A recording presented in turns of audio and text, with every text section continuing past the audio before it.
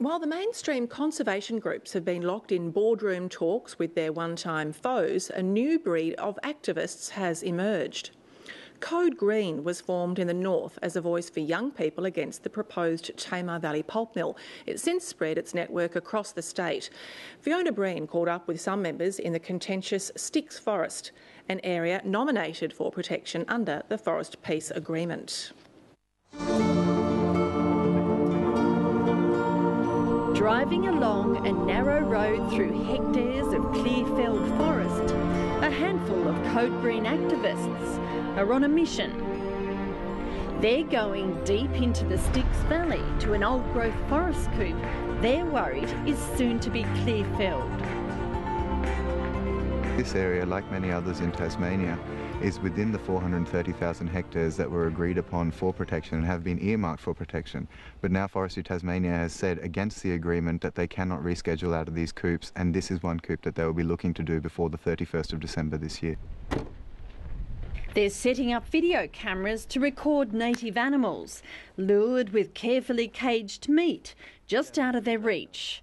The video evidence of native wildlife will be filed away and used in future anti-logging campaigns for the Styx. There might be a federally funded $276 million forest agreement, but for grassroots groups like Code Green, the conflict goes on. Proximity to the World Heritage Area is very close. You've got a tall, wet sclerophyll forest with rainforest understory. Definitely some cable logging too. Yeah, it's devastation. To the max. Goes on. While the three mainstream conservationist groups are locked in boardrooms with the forest industry, labouring over the forest peace deal, Code Green is on the front line. There's so much bird noise coming from behind, but no bird noise coming from the clearfell. Is it part of a wider green strategy to keep attention focused on the forests while the talks continue? There could be, for both the forestry people and the conservation people, inside-outsider strategies that might work. So be within the talks, but on the outside have pressure. And that could actually be a strategy that works, but it's also a strategy that frustrates the participants who've decided to sit down and get on with it. Politics lecturer Kate Crowley believes it's unlikely the frontline activists are part of a well-oiled machine. It's been interesting over the last, say, 20 or 30 years of forest disputation around Australia to see the diversity of groups and the relationship with major green parties and environmental peak groups. And one thing that we've learnt since the days of Bob Hawke is you cannot organise them. They're not like the union movement. They're quite spontaneous and they can be quite localised, but also that they're diverse. We would like to ask the federal and state governments why they are allowing Cayenne to continue its practices and actively hinder the move to a sustainable forest industry. Either way, Code Green is a thorn in the side of the forest industry.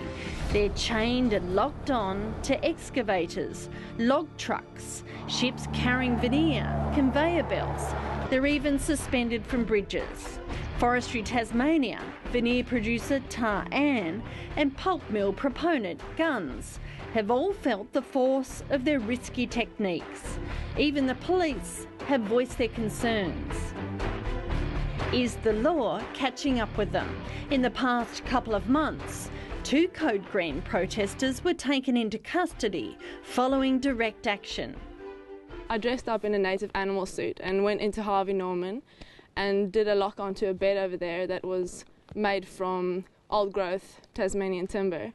So the story was that the animals, which the one that I was representing, the spotted-tailed quoll, is threatened and they don't have a home anymore because it's being destroyed. So they were moving in and claiming back what is rightfully theirs. Carleen Van Ruin experienced the full force of the law and was kept in remand over the weekend.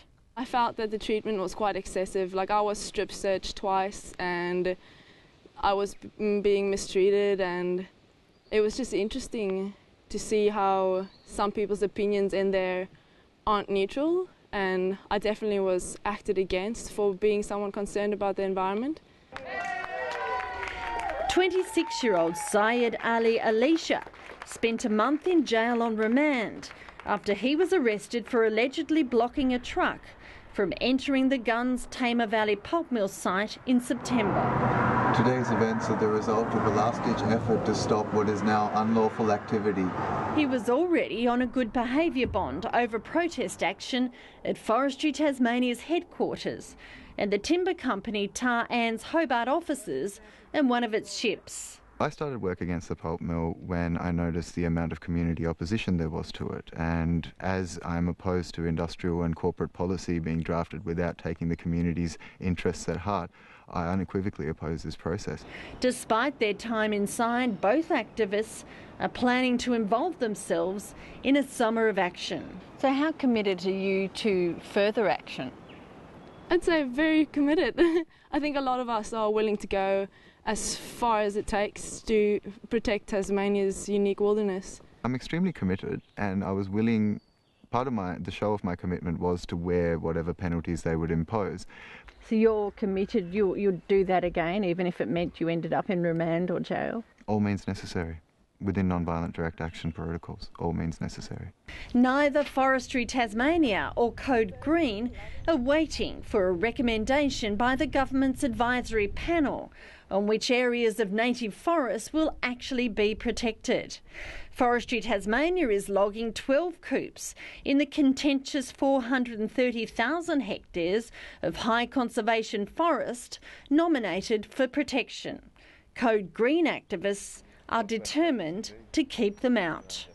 I don't think there's peace in our time coming, but let's wait and see, because we're trying something new, and you know, there might be a breakthrough, but there has to be goodwill, and there has to be concerted effort, and there has to be concessions, otherwise we won't see peace.